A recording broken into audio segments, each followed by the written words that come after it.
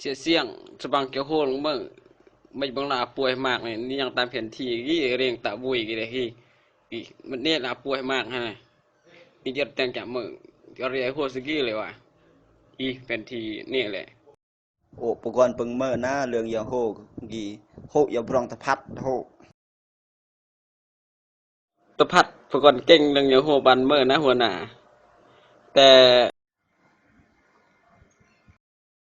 เกยไม่มาเราตุ้ยนะเก่งเรื่องอย่างโฮกี่อาทิตย์แล้วนี่ก็เบือนป่วยมีโตได้เกยไม่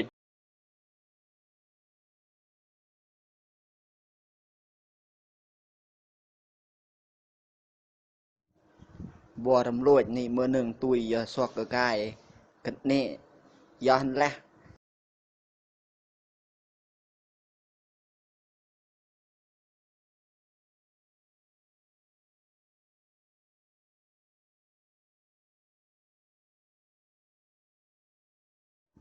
บัวจะอรยอดีเดินจากหมอขี่ยาสวกกระกายไว้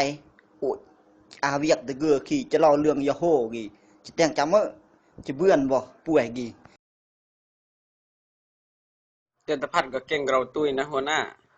ประเดะละตะพัดจะแต่งเมื่อสั่งจะได้เรื่องตุยก็ปิงเก้ง หัวหน้าตุ้ยก็ขัดยัดนะประเดะตะพัดจะได้ตุ้ยกี่นะ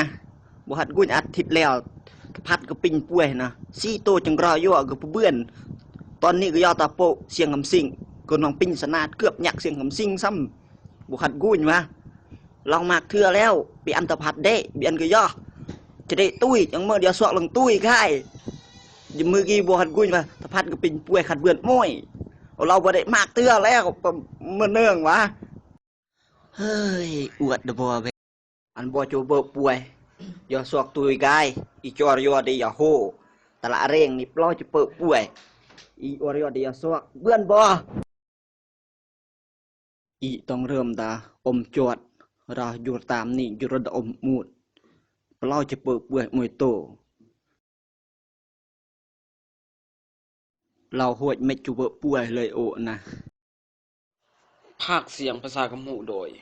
ทีมกอกสะติดตามแนเดอร์ยงมาแต่แฮมพัดตุยเก่งเราเยอะนะ